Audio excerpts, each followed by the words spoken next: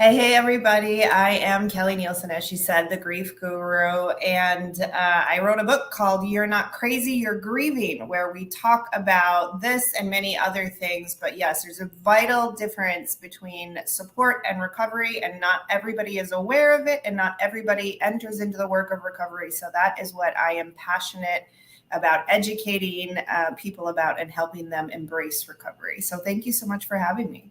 Yes, and then we have our co-host Sharon. Hey, Sharon.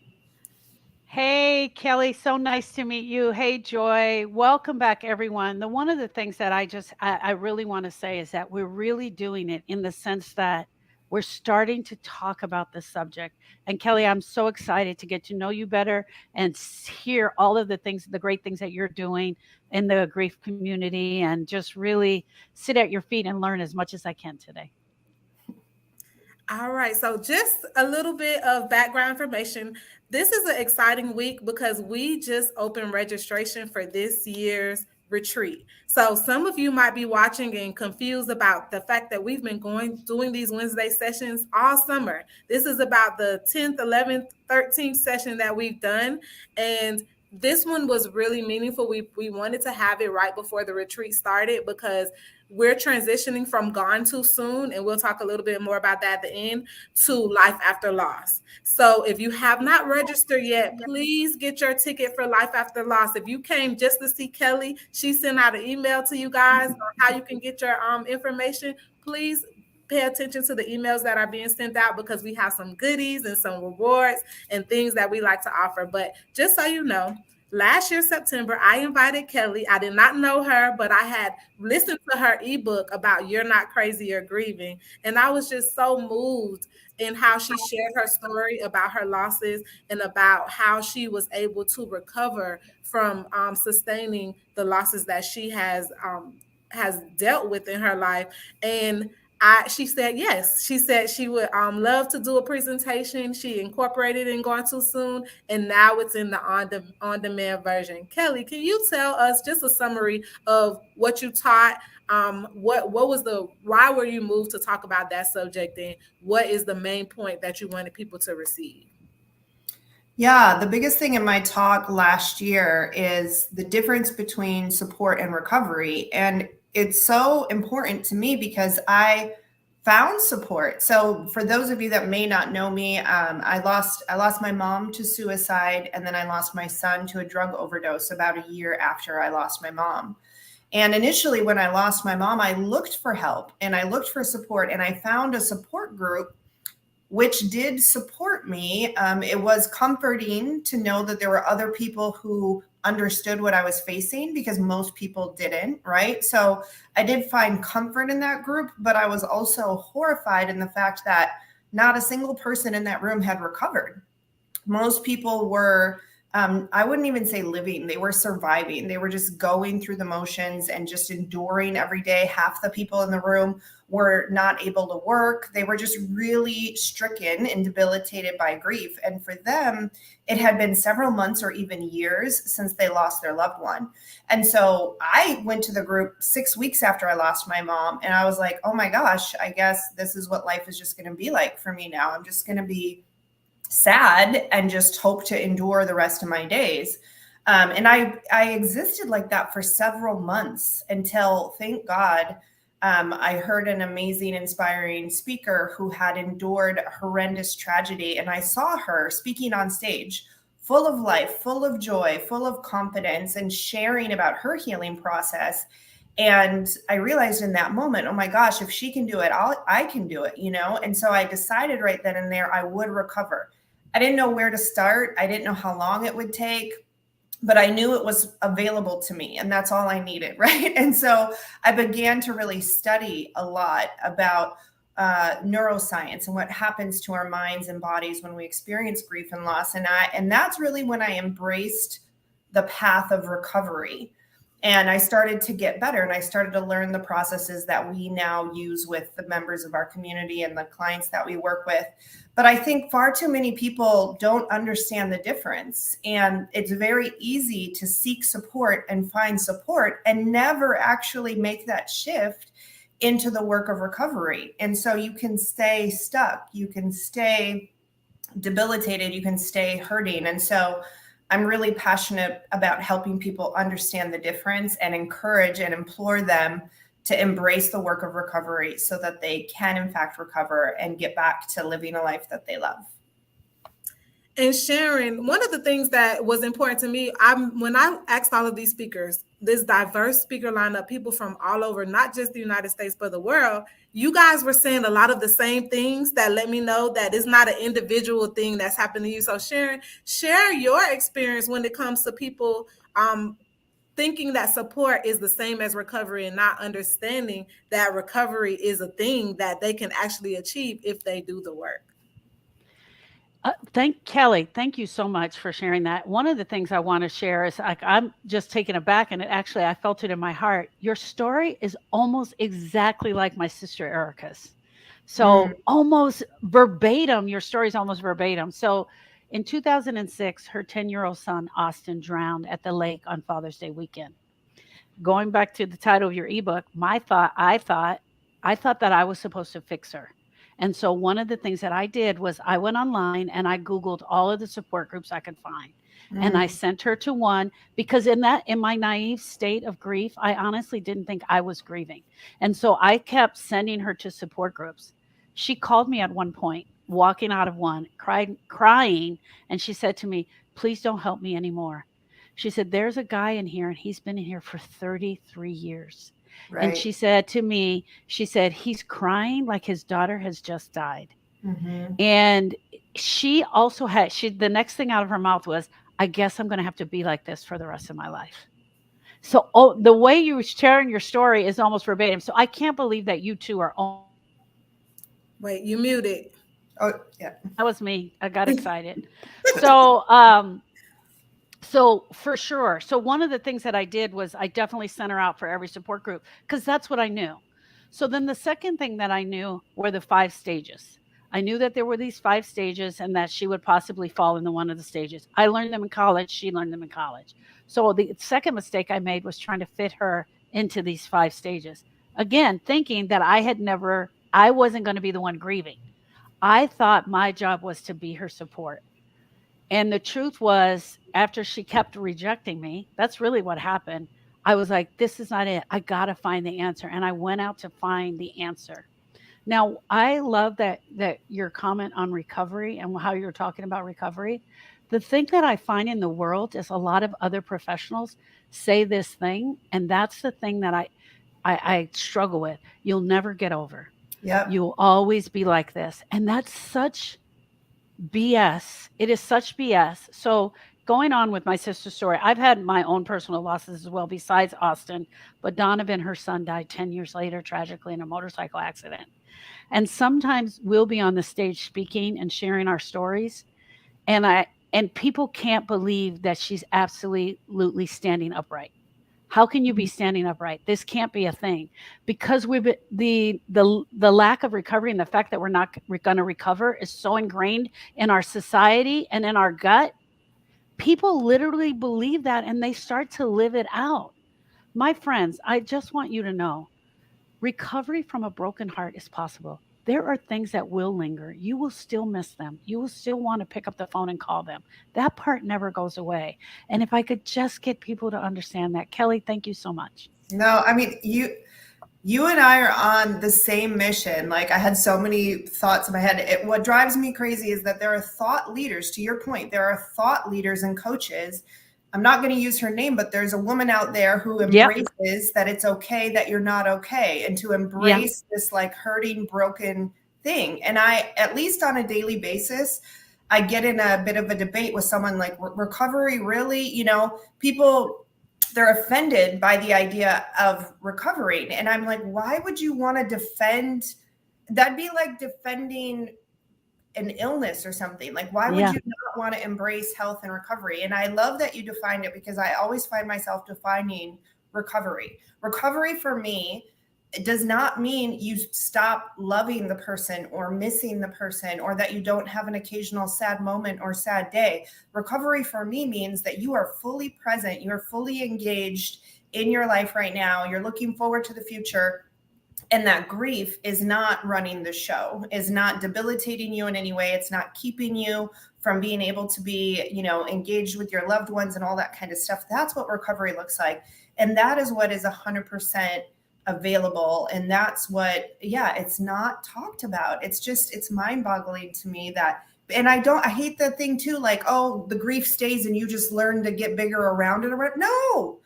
Why would the grief stay? Why would we embrace an ideology that it stays and we somehow change to now fit it in our life? Like, it's such wrong thinking on so many levels, in my opinion.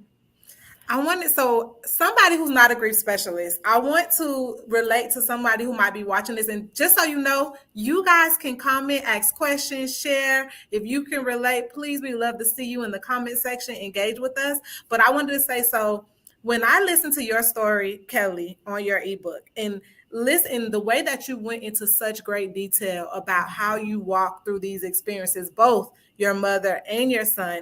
And then on the flip side, when I listened to your sister's story, Erica's story about losing her 10-year-old son, and then after that, losing another son, her adult son, I sit back and I listen to a podcast episode that Sharon had with her sister that's called "Does Grief Have an End?" And I was skeptical, even though I'm coming with an open mind. I'm trying my best to give them. I'm like, just because Erica got over it, I don't know what kind of special sauce that Erica has in her life and what kind of God's favorite, situation she's dealing with. But I came in skeptical, like, is this real? Can people really? And then when you meet multiple people who have had, because we all have losses and we're not supposed to compare losses. Each loss is unique and each loss feels like the worst thing that could ever happen, no matter what the circumstances are. But when you hear people like you guys talking about your story in such a raw and such a genuine way, it changed my perspective to understand that this is not a unique thing to Erica. This is not a unique thing to Kelly. This is something that can be taught, and this is something that can be processed through if done correctly. So I want to bring it back to you, Kelly, and I want you to share, like, what does recovery look like, not just as a grief specialist, but like when you work with your clients, like what have you been able to see them accomplish after making that decision and changing their mind like I did? Like, this is real. This is something that can happen to anybody if they put in the work. Right, 100%. And that's the reason why I created the company. And that's why all of the coaches on my team and that work with me, we are not special. We're the first ones to tell you, I'm not a counselor. I don't have a PhD. There is nothing special about me, except for I've been through extra special circumstances and I have learned skill sets and I have applied myself to those skill sets and consistently practiced, refined those skills to help me move through it. And it's a skill set that anybody can learn and apply. It's all about consistency. There's nothing, in my opinion, there's two things are equally powerful: the belief that you can, and then the consistent application of the skills required to do the thing. So many people don't ever believe that they can, so they never get out the gate, right? So that's the first biggest thing, is that you have to believe that you can recover and it's for you. But then secondly, you have to learn some things, which is where the neuroscience comes in. And so we really help people pay attention, think about their thinking, learn to think about their thoughts, to take control of their thoughts. We teach them coping skills when the grief is overwhelming, that they don't spiral out of control and stay in that place, right? We teach them how to stop it sooner. We also teach them how to reprogram their mind every day, so that, just a little mini lesson on neuroscience, it takes 21 days to instill a thought or undo a negative thought, and it takes 63 days for it to become automatic. So we work with people and we're like, man, if you just think about that for a second, if you will commit to doing something for 63 days, if you will commit to meditating on a thought, to thinking a thing and doing it every day for 63 days, it becomes part of your automatic wiring, and it moves into your subconscious, and it now becomes part of the filter that you see the world through.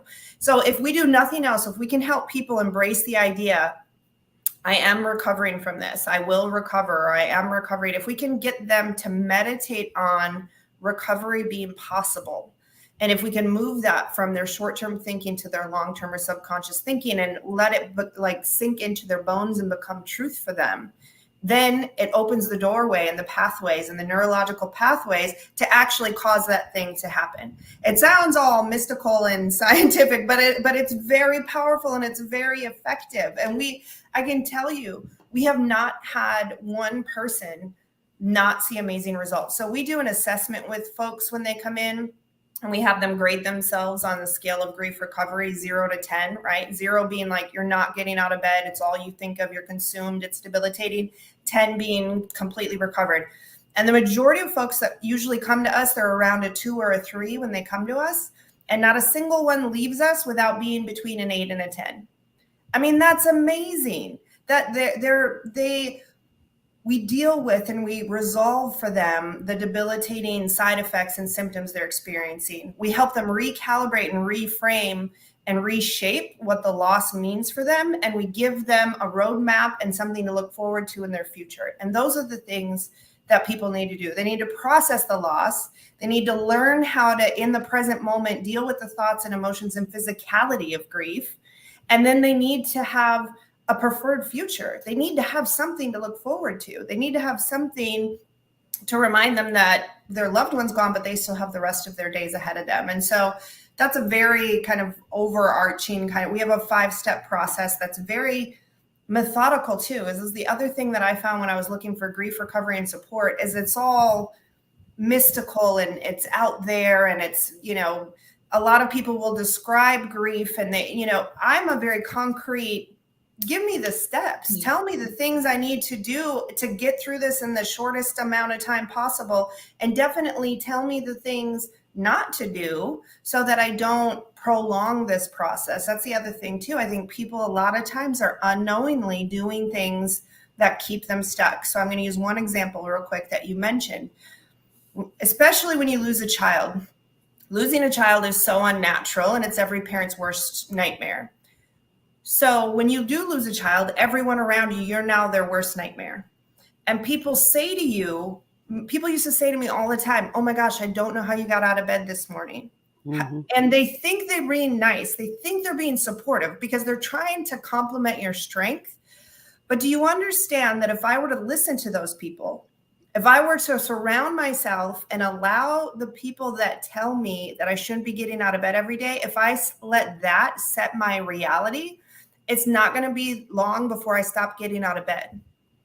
You see, so that's one of the pieces, is being so hyper vigilant about the thoughts that we allow to come into our mind and the words we allow to come out of our mouth. And we don't let other people dictate to us what our definition of health and recovery in life looks like afterwards, because they have not been in our shoes. They are not in our shoes.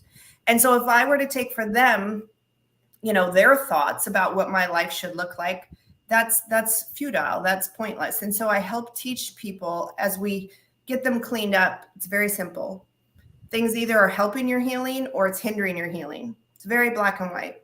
Either the people you're hanging out with, the advice you're getting, the TV shows you're watching, the books you're reading, all that stuff is either helping you move forward in healing or it's hindering your healing. And if you can simplify it that much and put more of your time and energy on the things, people, places, and resources that are helping your healing, and you eliminate or minimize the things that hinder your healing, you're going to see tremendous progress. I love it. I love it. And so I wanted to ask you, Sharon, too, what about the people who, like you guys, have experienced back-to-back? Some people did it at the same time. Like we had a coach on here who lost both her husband and her son in a car accident. She was in the car, her and her son survived, but her other son and her husband did not.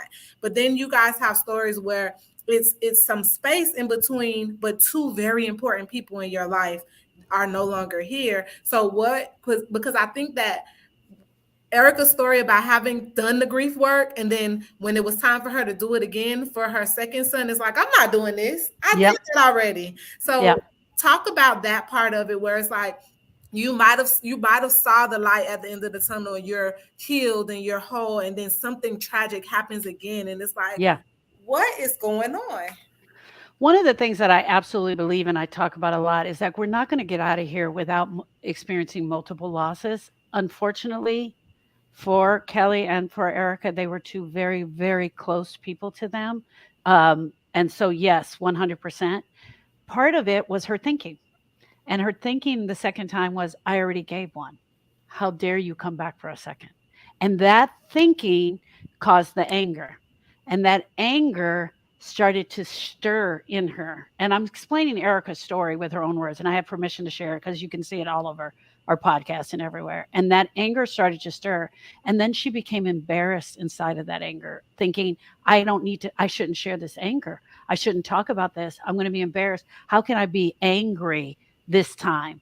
And it goes back to what you said in the beginning, also, Joy, which is we never compare losses, right? So in my mind, here, this is how crazy things were going. In my mind, I was like, well, we already have the tools, we have the book. We're going to do what we did last time and we're going to be okay. And I'm going to help her and we're going to do this thing. And she was like, hell no, I'm not doing that. I'm not doing that. I'm pissed. I'm mad. I'm angry. And so tagging onto what Kelly said, there has to be the part where you go through the numbness at first. You're not looking for the help at first. You're barely trying to get through the funeral, or maybe it's a divorce. Maybe your loss is not death, but you're just really trying to recover from that part. The second part is you got to process the pain. You have to go after the pain and you have to be willing to.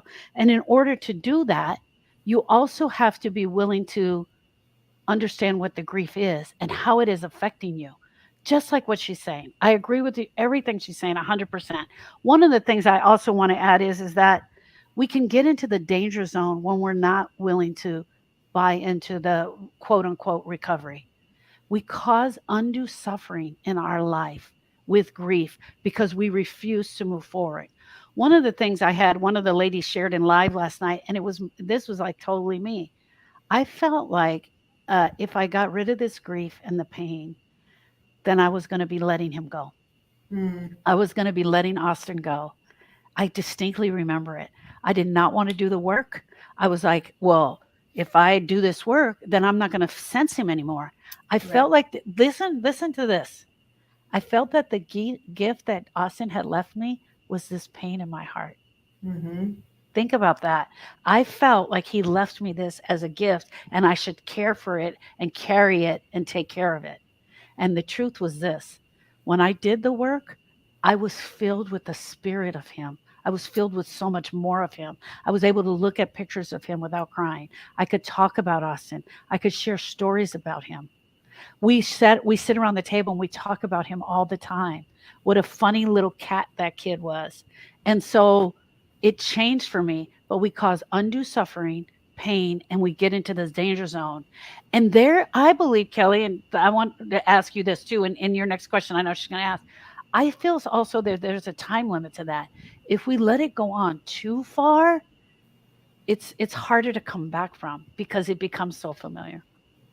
Thank you. Well, yeah, absolutely. It becomes a neurological pathway that you make an agreement and you rehearse it and you rehearse it and rehearse it. It's one of the saddest things. I've seen parents literally start to smile and stop themselves because they've convinced themselves the only way to stay emotionally connected to their child that they lost is the grief, is the sorrow. And so this is one of my favorite things to help teach people is like, oh my gosh, there's so many ways that you can stay connected to your loved one that can be full of joy. When I gotta tell you, when Quentin's birthday comes around, I celebrate his birthday like he's here. Like I have such a fun time, like bragging about him and talking about it. You would think he was here the way I act about it. And we have inside jokes. I laugh at inside jokes that Quentin and I had like by myself and with it. There's a bunch of ways that you can stay connected to your loved one and not have it be wrapped up in the grief. But for whatever reason, I think that's because it's what the world is teaching or something. Like we mistakenly think that the only way to stay connected to them emotionally is to hang on to the grief and the sorrow. And then we think we're doing them some sort of service or, like we're honoring them by how sad we are. And if we're not sad, it means we didn't love them. And those are just total lies. And to me, the best way that you can honor anyone that you lost is to live an amazing, fulfilled life that celebrates them and remembers them and incorporates them into your life that is full and lovely and full of joy. So, Kelly, talk about how the recovery process is different. Like, for example, you had to do different work to recover from the loss of your mother than you did from the loss of your child. I think that people think, oh, it's just a one-way thing, like it's lost, so I have to stay connected with them and I have to celebrate the birthdays and all of that. But sometimes it takes a little bit more, like coming to terms of how they passed away. And then once you move past that, being able to see what you can do to stay connected with them, depending on what your relationship was like when they were here. Is that am I going along the right track? Yeah, yes and no. So for us, we have a five-step framework that will work regardless of the type of loss. The point is the questions and the obstacles might be different. So in our first step is determining what you believe and what you want, which sounds simple, but for example, when we work with someone, we do a 10 to 12 week process, and the first 5 weeks are all on step one, because sifting through what you believe and what you want is messy, ugly, hard work, right? And the thing that's tricky about deception is it's deceiving. So you may be hanging on to a lie, just like we've said. You may believe that if you're not sad, it means you don't love your loved one. That might be lurking in there, right? And so we need to find time to discover that and replace it with truth. So the process is the same, but to your point, the obstacles may be different. So yes, when I lost my mom, there still to this day are more questions than there are answers. And for a while, I let the pursuit of answers become the goal instead of healing and restoration of joy. And that is a trap. You can get stuck on that. And some people dedicate their whole lives to try to find answers. And I caution against that, because people sometimes will find answers and it still doesn't bring them peace or joy. And sometimes people will spend the rest of their life looking for the answers that they're never meant to receive this side of heaven. So that's one of the things that we help people work through. It's incredibly personal, though. You know, only a person can decide for themselves when they've exhausted all the information that's available to them, what is knowable and what is not knowable. They have to decide for themselves. What I try to encourage people is this helping your healing or is it hindering your healing? If it's not helping your healing, and if you've set your destination as health, restoration, joy, and this obsession over trying to find answers is keeping you from that, then maybe we need to set that down. So these are some of the questions and things that we try to help people work through. And my next question I pose to both of you is, how can someone maintain patience and self-compassion as they navigate this balance? Because I love how you spelled it out, but then like you said, it takes time. And some people, when they're in this pain, they're like, I can't live another day like this. This needs to stop. How do you help them process that? So one of the things that I think as far as patience goes is allowing people to be where they are and being okay with where they are. So maybe today it's not going to be a day that you have that they have a lot of patience for themselves and the way that their healing path is going and their healing journey is going. But I really encourage people to really try to be okay with where they are today. We do a lot of sharing. Kelly and our programs is definitely different, but we do a lot of program. And I also believe that it's really important for the griever to understand the definition of grief, understand what grief really is, understand it from their perspective and what they've experienced, as well as other people in the group are going. Self-compassion sometimes is hard to come up by. Sometimes it's really hard to come by, especially like what Kelly was sharing, when you become the detective. When you become the detective and wanting to have all the answers to the questions, it's hard to have compassion with yourself. But it's something that we talk about quite often, having patience and self-compassion when they're in the active grieving stage. So yes, definitely. One of the things I want to also talk about is I love that you celebrate his birthday. One of the things one of the biggest things that I respected from Erica was she looked at me one day and she goes, I'm not celebrating these death days. Yeah. These boys are still alive for me. They're very much alive for me, and I'm celebrating their birthdays. And it's one of the things that we talk about quite often, that we actually go online. We put the birthday cake online, and we're all over because there's 5 of us, brothers and sisters. We're all in different places. We're all celebrating the birthday. Some of us are coming with a cupcake. Some of us have a cake made, but we all celebrate their birthdays. And you can only do that when you've gotten to the true recovery, when you've gotten to that spot. When I had done my much needed work on Donovan, I was trying to help Erica. She was really forcing not doing anything. She knew exactly what to tell me just so that I couldn't get the true understanding of where she was suffering. She knew exactly what to say and what not to say. But then I started to think, well, I must be still struggling with this. I ended up calling my grief specialist back, and we talked for a long time. Did you do this? Did you do this? And we walked through everything.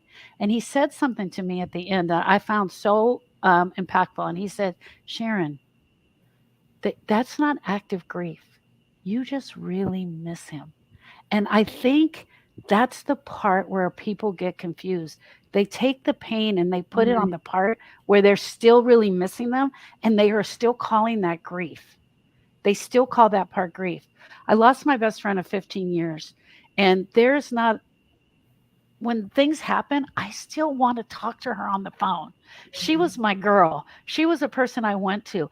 I still miss her. Am I grieving the pain and brokenness of being with her? No, but I still miss her. And I think that it sometimes can feel the same, and we get confused with that. So I have the same question for you about the patient part and then the self-compassion part, because I think we beat ourselves up a little bit, right? Yeah. Yeah, the analogy that I like to use for folks is, imagine that you just went through a major car accident or had major surgery.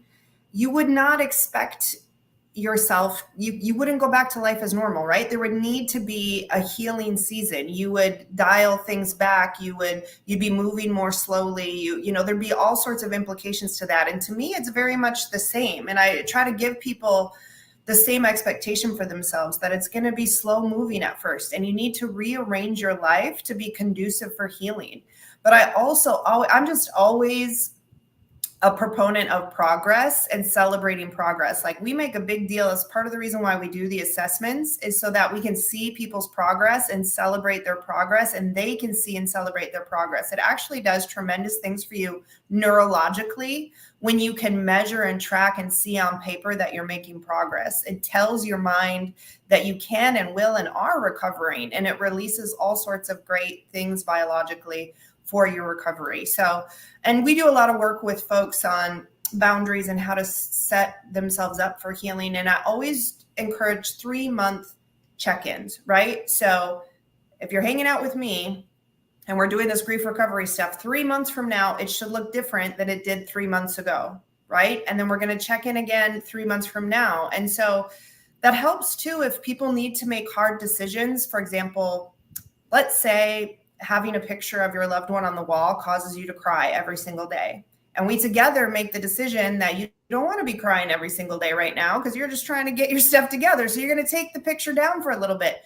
But I remind people, like, that's not a forever decision. You're doing what you need to do today to stabilize yourself and your emotions so that you can recover. And in 3 or 6 months, maybe the picture goes back on the wall. Maybe it never goes on the wall. Maybe you make a little memorial, whatever, you know what I mean? Like, but to encourage people to embrace the process, and that is the part that it will be a lifelong process. I always say, like, I'm not grieving forever. There's definitely an end of grief, but I will be processing the loss of my son for the rest of my life, you know? And I agree too.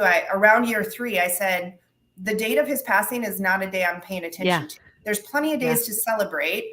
But that's such a trap for a lot of people, especially if it was overdose or suicide, something really traumatic. It's really easy to rehearse and remember the details of that day and relive it. And what you're doing is you're re-traumatizing yourself, and you're releasing all of those chemicals and all that biological reaction. And so I just try to empower people that you can make that day whatever you want it to be, whatever serves you well and serves your healing well. And so those are just, I know I was kind of a broad stroke, but that's kind of how I talk to people about having right expectations and loving themselves well. That's the other piece is, I always say that going through grief is like, the analogy I use is like, you've been recruited to the Olympics without your permission. Like you got recruited into this thing that involves this strenuous training and this hard discipline and all these skills and muscles that you didn't know that you had and you don't know how to use. But if you will lend yourself to the process, if you will lean in and do the work, and I know myself so much more, I'm so much more flexible and adaptable, and I know my limits. I know when I'm approaching my limits. I know how to set up boundaries so that I don't exceed my limits. Like I am such a better version of me because of having to go through grief and having to learn all these skills. And so it can be a gift, but you have to just really lean into the process of it all and understand that it's going to take some time. And so Lisa asks again, so what is the difference between grief and missing someone? And I want to hear your answer for that, Kelly, because we did hear Sharon kind of allude to that. Yeah. And I'm glad. So the actual meaning of grief and the biblical definition of grief is an affliction or a sickness. We actually are not meant to carry grief. Grief, in my opinion, is the symptom. It's the affliction of not processing through or mourning a loss. Loss happens and we're called to mourn. We're called to process the loss. When you don't mourn and adequately process the loss, you're afflicted with grief.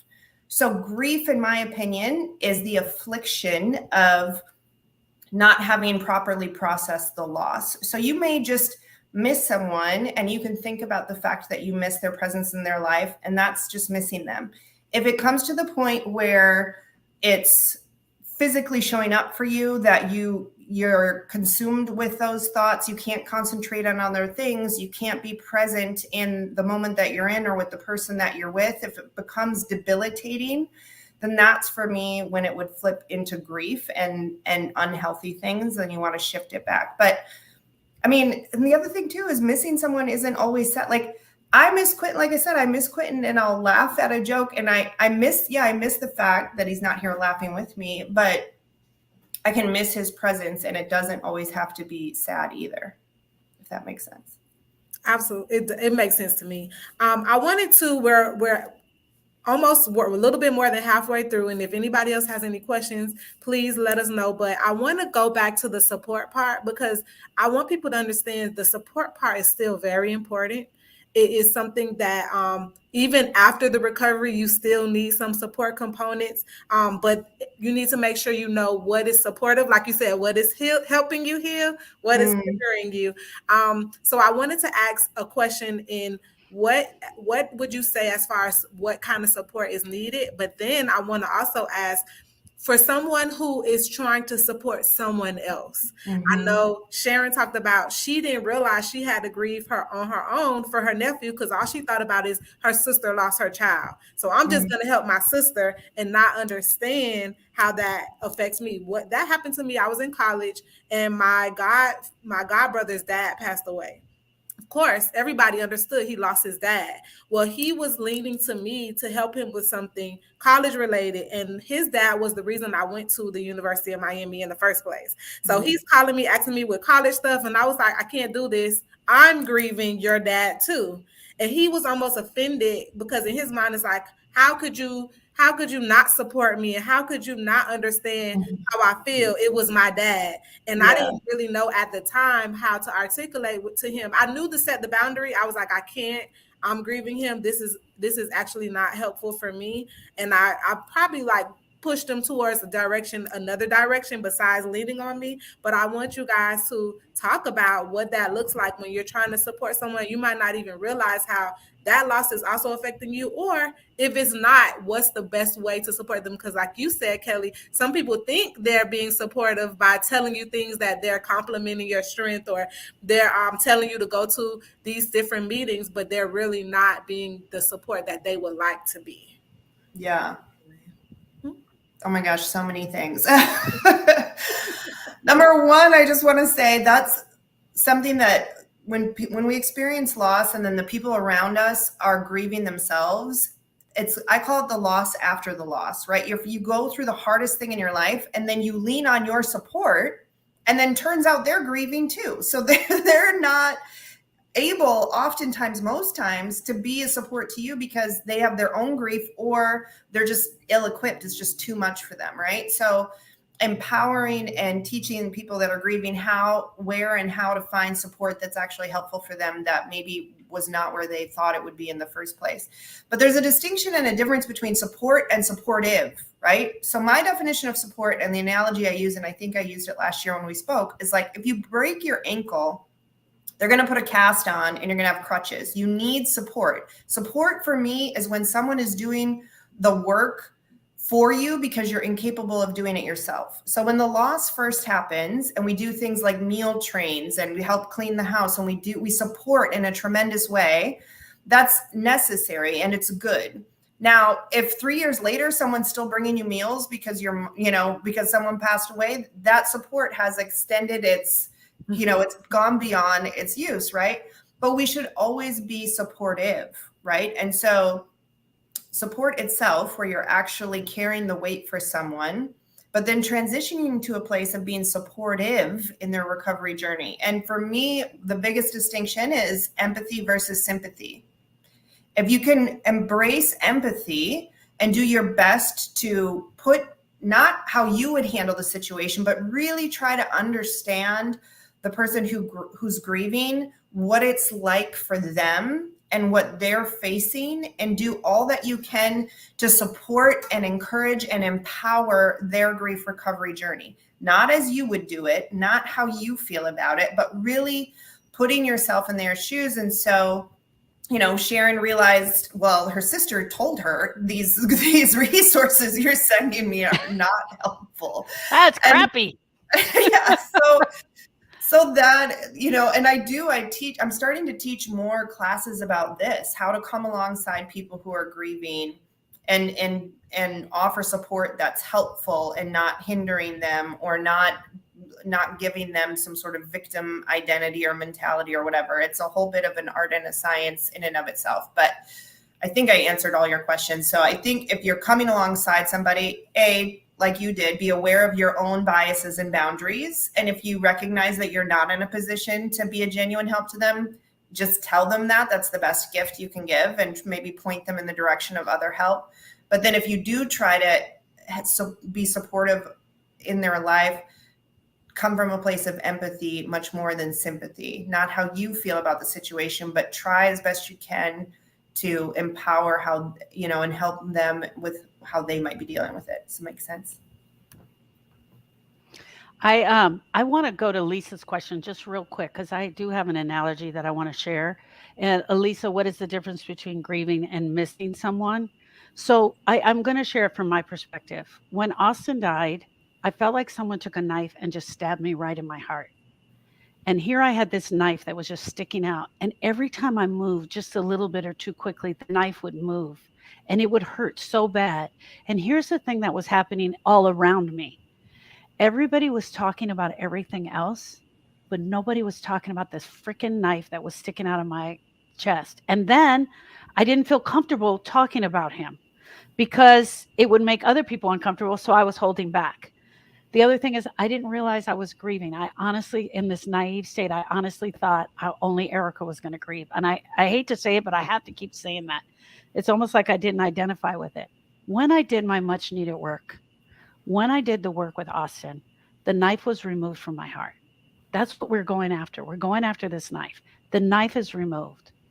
That is the grief. That's the pain. The hole that knife caused will forever be there.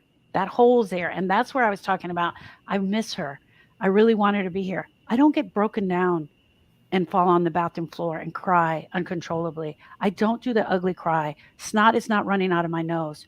I just really miss her. And there's these moments in time where I wish she was here. The rest of it, I'm sharing pictures of her. I'm talking about her. She was my best friend and my person. And we were intimately, as a friendship can go, deep as a friendship can go. We were intimately relatable to each other as friends. So I just wanted to answer that. 2, how to show up for the griever and how to offer support. I'm just going to give some simple, really simple tips. Number 1, when the griever comes, because what Kelly was talking about, they're all bringing the potato salad and the ham, and then quickly that ends, and you're like, hey, where did y'all go? They're not going to be there. You muted. You muted yourself. Sorry, I'm trying to get to this box. One of the Okay. things that I often tell grievers, and it seems really strange, and I got hit back 100 times for this on social media because I shared this. You want to be the heart, and you want to be completely empathetic, and you want to hear what they're saying. Listen with your heart, not with your mouth. They're not here to hear what you have to say. Grievers are dying to talk. They're dying to tell their story. Don't touch the griever when they're telling their story. Believe it or not, when we touch them and we pat them and we say, oh, you're going to be okay, when we're doing that, we're cutting off their actual grief that they're showing. Don't offer Kleenex to the griever because subconsciously you're telling them, they're there now, that's enough. Don't give them Kleenex. If they decide to sit in front of you and do the ugly cry and let tears and snot run down their nose, if they're okay with it, most times they're grown adults, be okay with it. I can't even tell you how many times I'm sitting with a client and that's where they're at. And I'm just sitting there and they're just sucking up all the snot. They're not doing anything. That's the moment they need you the most. They need you to hear what they're saying. Don't try to fix it. Don't try to fix their pain. That was mistakes that I made in the beginning. I would give Erica little tips. Well, maybe you should do this and maybe you should do that. When all she wanted me to hear was this hurts so freaking bad. That's what she wanted me to hear. And don't change the subject. Don't start talking about the Dodger game. They don't want to hear that. The reason that we, the support person, is changing the subject is because now their pain has become too uncomfortable for us. And we have to learn as support to sit in that uncomfortable place and have these conversations. And we got to change the world on the conversation of grief. And that's why I'm so impressed with each one of you, Joy and Kelly, because you're out there changing the world on this conversation, because we can't keep going the way we're going. We can't keep acting like this is okay and that the grief is just going to last forever. I love that. I have to just interject. That's so good. Because I teach people what to say and what not to say. Like, when in doubt, say nothing. Like, your word, I promise you, your words are not going to fix it for them. That's one thing.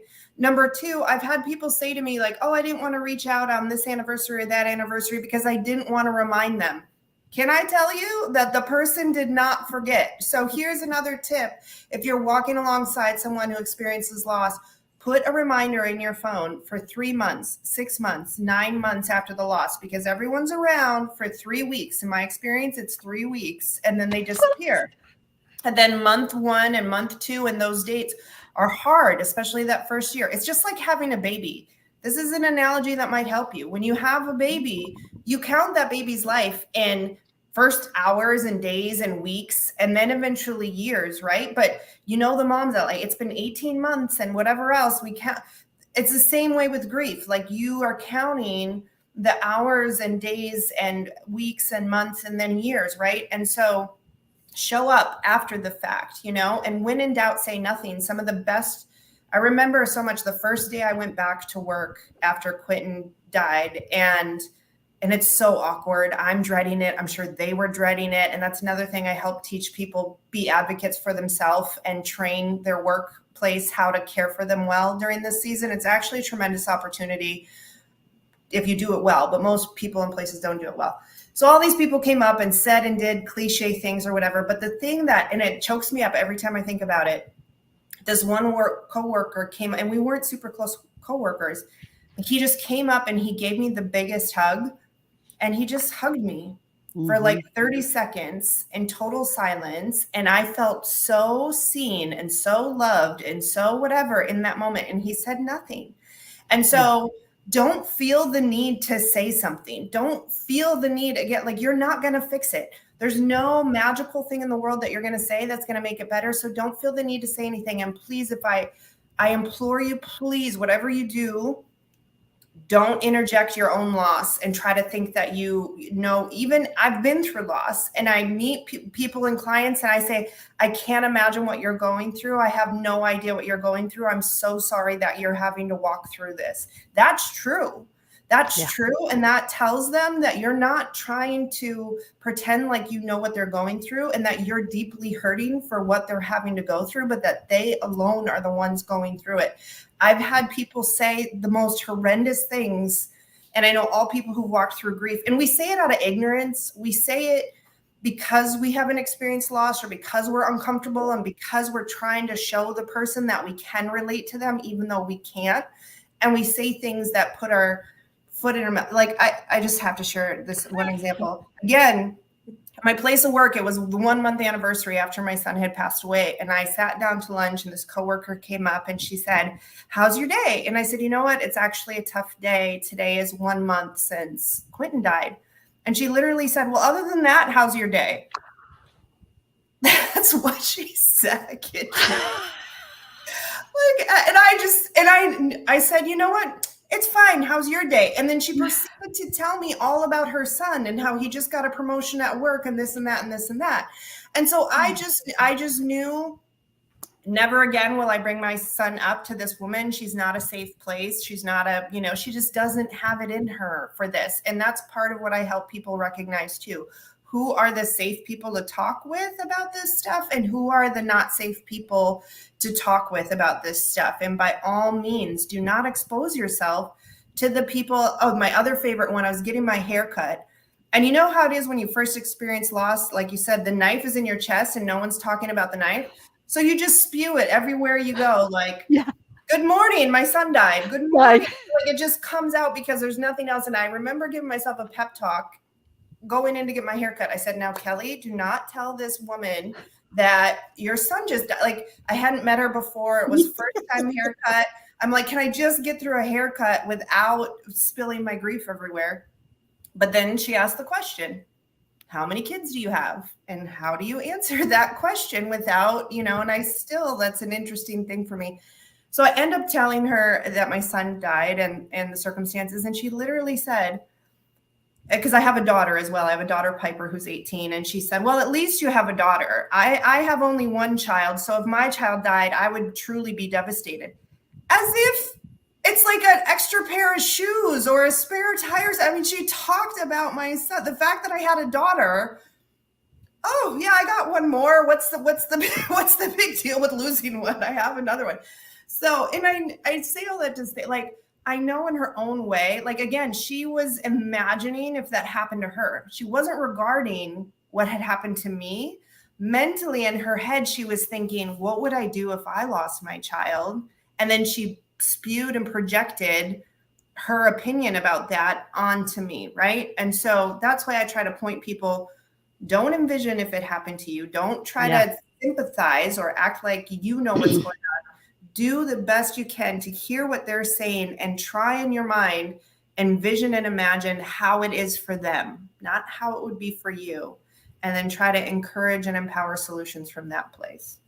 I love about what just happened right now is this is an example of what we're going to be giving next week.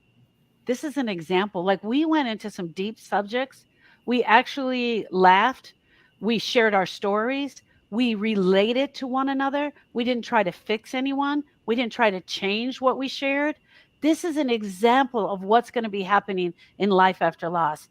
And it's going to be powerful for anyone who's feeling stuck in their grief, who just feels that they need to hear a little bit or really get an okay with where they are on their healing journey.